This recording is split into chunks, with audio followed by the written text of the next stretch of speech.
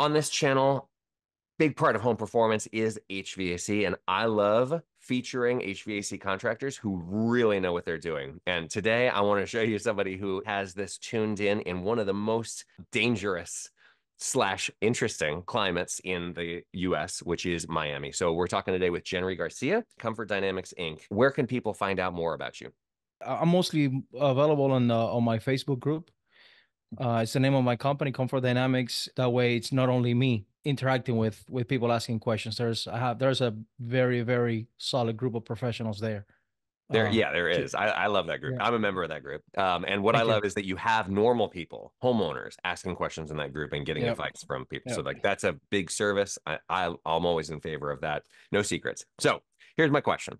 I have had a couple clients who went from a dumb single stage piece of equipment and thought they were doing something really good to their home by upgrading to a full VRF variable everything and it tunes up and down and blah, blah, blah. And then they grow mold as a result of upgrading to that kind of a system. Can you talk a little bit about that? I mean, that's everywhere, right? Having a variable capacity system, it is very good. It is beneficial. It's certainly a step in the right direction, but it's also got to be sized right. It's got to be sized, properly. Going up in sizing just because it's a variable speed system, it's actually a very bad thing. Just because it's more advanced from a technological standpoint, it doesn't mean that it can be bigger. And if you're Um, watching and you haven't had this conversation with somebody, this is a typical thing that HVAC contractors will do is they'll say, well, I'm going to your load is 3. I'm going to install 4 or 5, mhm. but don't worry, it's variable, so it'll run down where you want it to. Right, right. So in Florida, why haven't people really gotten into the dehumidifier thing? I would say most of it's just budget. Hmm. Folks don't understand they need to spend this money to be comfortable. They don't understand they need to spend this money to have their house right. In my experience, at least, it takes a second round of more remediation for people to really grasp that they have. And that is a scarily accurate stat, in my climate, in my experience at least, to understand that they have an issue and they need to handle this differently. But that's normally the way we experience that That's down a here. much more terrifying version of my take that like a first time homeowner is not your client, right? They just don't know yet. Right. So I've had people come back after a couple of years after meeting me the first time. Like that has happened. Um, and they just say, you remember all that we talked about and all that, and then so I guess we need it. Well, let me get you a new quote because that was 2 years ago. That ain't gonna work. So yeah, I see that happens a good little bit by Yeah. me. So I'm interested. We have a Patreon group, and we thought that it was going to be for like engaging normal people, a large part of whom might be women. It turns out that that's not the case. We have almost no women in this group, which I'm sad about. My wife will be on the Patreon calls, and she's the only woman there. But it's mostly white. So here's my question to you. You work in a metro area where you've got a lot of Latinos. Is chasing the comfort, the kind of like extreme comfort control that we're talking about in both of our groups, is it taking hold also in the Latino community, especially among people who might not speak English as a first language and have never seen a video from any of our, the normal run-of-the-mill YouTube channels? No, a mold is an international issue. That it doesn't matter what language you speak. If you got mold, you gotta get rid of it. So yes, the culture by us is very Latin. It's there's a lot of Cubans here, but there's a lot of Latin people. Period in Miami. The culture in the countries where we come from, like having humidity control or ventilation and indoor air quality and having IAQ sensors and things like that, monitors and things like that, it's not something that takes priority in our minds. When you're first generation, second generation immigrant from a third world country that has been under some sort of political abusing ruler or something like that. So those things don't really matter. You're just hungry to begin with. You know what I mean? You want to make sure that you're not hungry. You want to make sure you have enough money to take care of eventualities. You want to make sure that your kids are taken care of. That's the stuff that matters to us at first. Now, when you do, work your butt off and through effort and hard work and things like that, you are able to buy your first home and then you move in. And then the AC doesn't work, and this room is always uncomfortable, and this room is always hot, and this room is always, I have to lower the AC. I have, 3 fans in here, it doesn't work. And next thing you know, the house, it's got condensation signs everywhere. And then the next thing you know, you got mold. The next call normally goes to a mold remediator. The mold remediation industry or community is uniquely positioned. When I say uniquely positioned, that might be an understatement. These people got first dibs at these issues. If I don't do mold remediation because I got everything I can handle right now. I mean, all I have is work. But if you are in the mold remediation business, dude, you can make so much money and help people at the same time if you just get into building science as well. I know a couple of good guys down here that do that, and they are, I don't know how their business are doing, but I would bet that they're doing well, and they're, they always get busy. Because if you got first dibs at this issue, so either you get educated in the matter or you connect with someone that does, and then you can work together and solve a lot of issues. And you know that these guys are the ones who know because they bring in people like you, probably.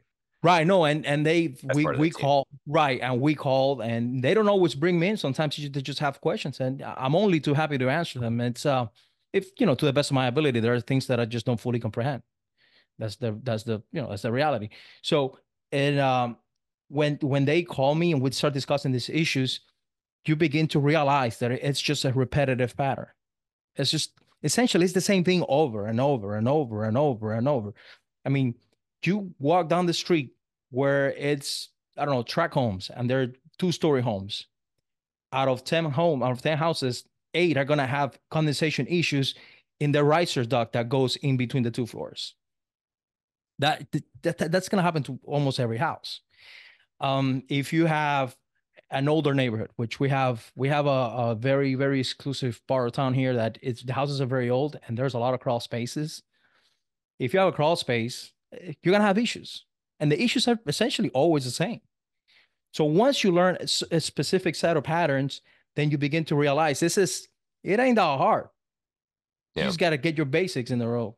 I find what's scary though is that I have seen mold reports, and more than one, where the mold inspector said, okay, the issue is that we've got too much air leakage from the house into the attic. There's air communication there. And Right. the solution, and I'm like, oh my God, you're so close. And then the solution is more roof ventilation. Have you seen that kind of thing where people like you can use this kind of anti-building science to actually make a problem way worse, which is technically job security. Oh Not man, to, listen, if every roofer, that's out there shows up at a house with sweating ductwork, with with more roof ventilation, yep. power attic ventilators and things like that. Um, I haven't seen that specifically from the mold remediation company. I do see a trend where they delve into these waters of things they don't fully comprehend, and they kind of put their foot in the foot in their mouth. I don't see that as a negative necessarily. I'm not upset or matter about that. It's just because if nothing else, that opens up the conversation. Because now that client has to go and find someone that's gonna fix that, and hopefully it's gonna run into someone that knows to flag that out and say, well, not quite, and then the conversation expands. Then the conversation can involve the very same mold remediation company that was there to begin with. And now what do we have? We have a team of people. We have the community of the building science community is actually growing as a result of this. So it is nothing breeds opportunity quite like adversity. That normally I find that to be a very, very positive development. Yeah, that's interesting. On the flip side, I feel personally sad about the fact that the people who need this the most probably don't have the money to spend to waste on that first guy who gave him bad advice. Like, so that's why if you're watching this and you know about Genry's Facebook group, if you're on Facebook, go, that's free. You can go and tell your friends if they have a mold, somebody says mold in their house, say, hey, just go ask a question with the space here before you start spending your money. The one thing I will say about that, and even this communities, my group or any other group, is you think if you're a homeowner and you have all this information about your house, and this room is humid and this room is hot, and my roof this and that, and this happened, and we did this in 2020 and didn't work and whatever. So there is a very, you'll be surprised how limited it's the help that can be provided to you with just the things that you think that you know. There's so many things happening and interacting in your house that you just don't have any idea about. And that requires testing and evaluation, and those things cost money. So I just be aware of, be mindful of that. And you're one of the HVAC guys who's the loudest about blower door testing. So can you talk a little bit about like how you use non-HVAC testing? Like why is that important for HVAC people to use? Dude, I have eventually arrived at a place where I see HVAC as, I don't even check that first. Because HVAC, if you think about it, HVAC is significantly more, if for HVAC people, it's significantly simpler to evaluate. All you need is a couple of basic readings just to get a very good picture of what the AC is doing. Now with the advent of Measure Quick and JobLink and all these other platforms where you can enter information and have reports made out to present and to analyze, you can see within the first 30-40 minutes what the AC it's doing, and if you need to worry about that. So that doesn't really take precedence before anything else for me. What the blower door tells you pretty much to begin with is the house a mess? Is the house a basket case? And again, that takes very little time to figure it out.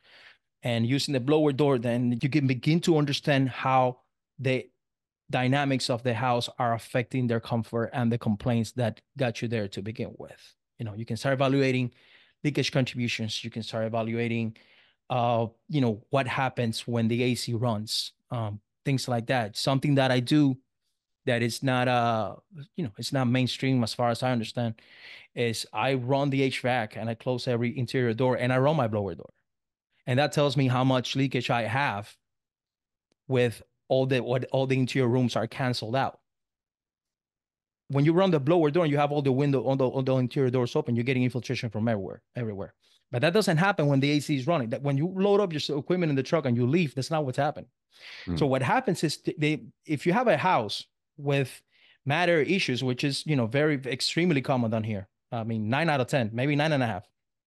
It's the infiltration that the house experiences. It's not the one that you measure with the blower door running and the interior doors open. It's the one that happens when these doors are closed, or at least most of them are closed. So if I run the AC and I close the doors, I have pressurized those rooms and I have, to the best of my ability, with the equipment that I have in hand, I have canceled out or minimized the infiltration to those rooms. So when I do a blower door test, that number that I get, that is my infiltration value, driven that the equipment needs to worry about when the equipment is running. You see what I'm saying? Interesting. Did you come up with So that yourself, or have you seen other people do that? no, Steve Rogers helped me develop that. Okay, very interesting. Uh, That's but so people who might not know, Steve Rogers is the head of TEC, which is one of the two main blower door companies. right. So that's very interesting. Okay. So with that, I can essentially calculate what is the load value that you need to integrate, that you need to worry about when the unit is running and you don't have enough return air paths from isolated rooms.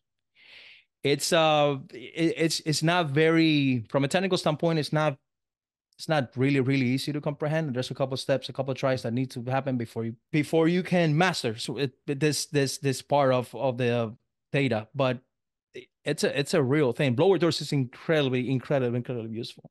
Can we talk a little bit about things that most people would consider to be HVAC upgrades that they would be sold by somebody who might not know as much as you that actually might hurt their house? Increasing the AC size, the size of the air conditioner, adding a second vent on a room because the room is warm. That's a pet peeve of mine. I've learned to live with it.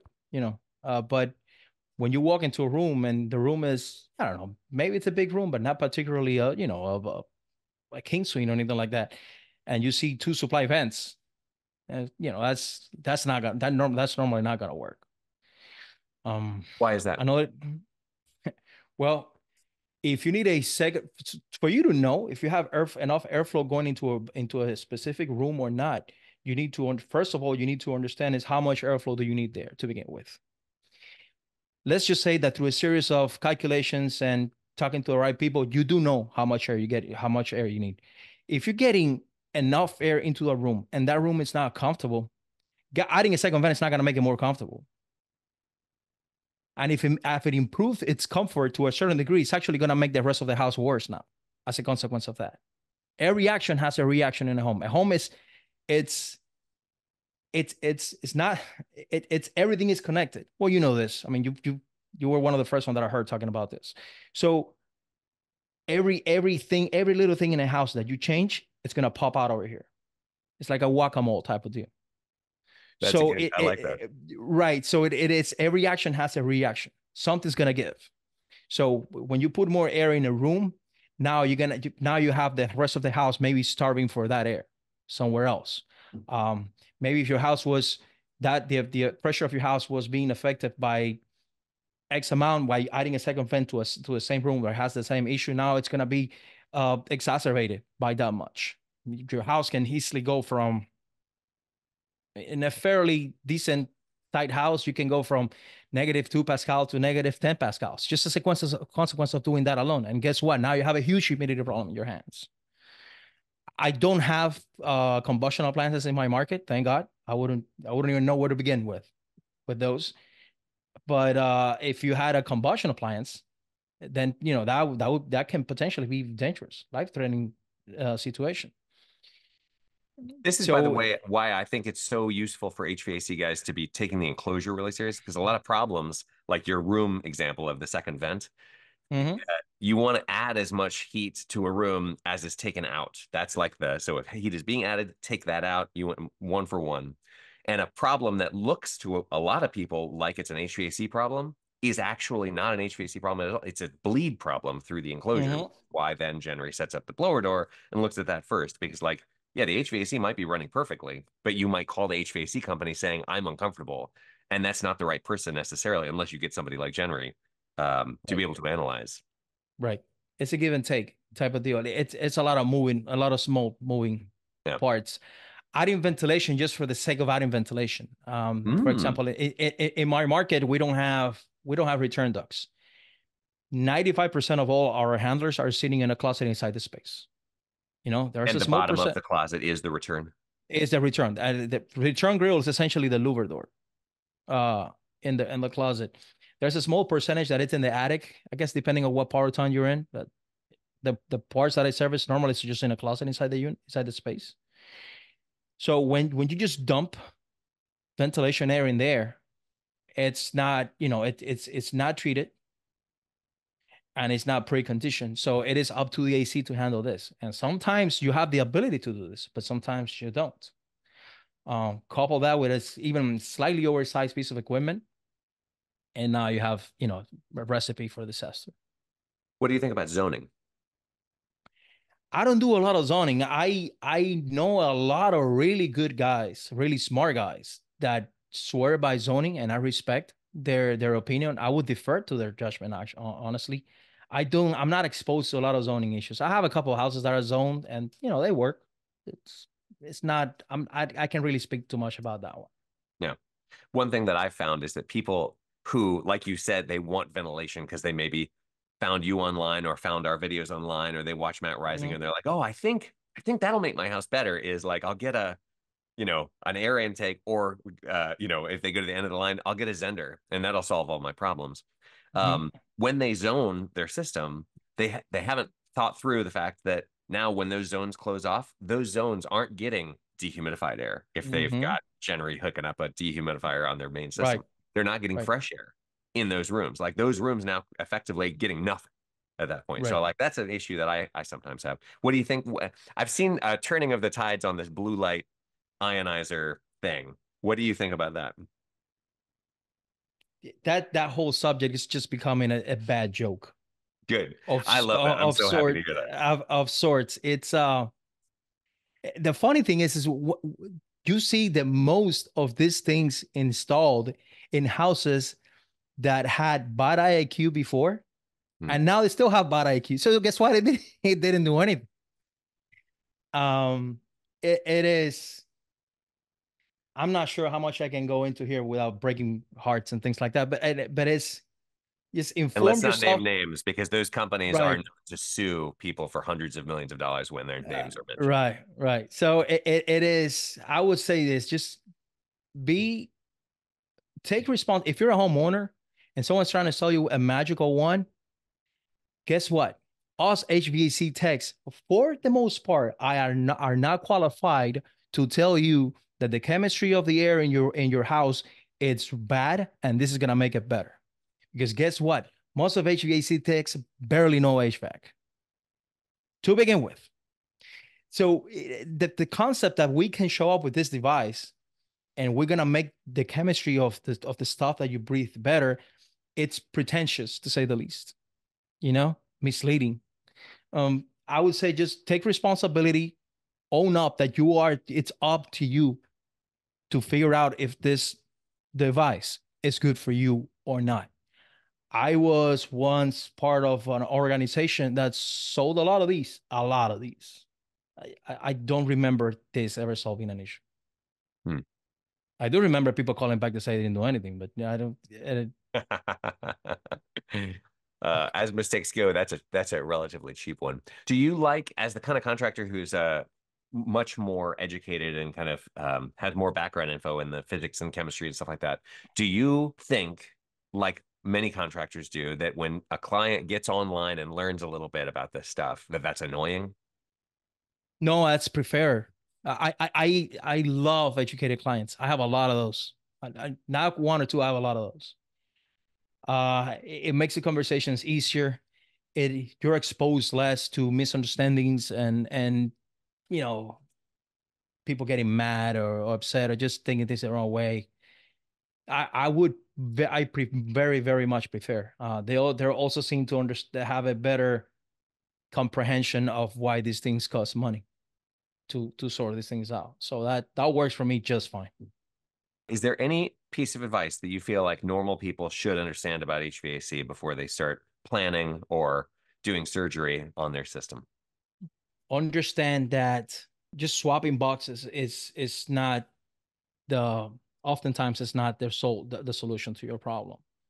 You could have easily have a unit, a 3-ton system from I don't know 2005 that now you put it in the same 3-ton system in 2024, and even though the net capacity is the same, the technology that they use to arrive at that capacity is different, so it probably won't work the same way.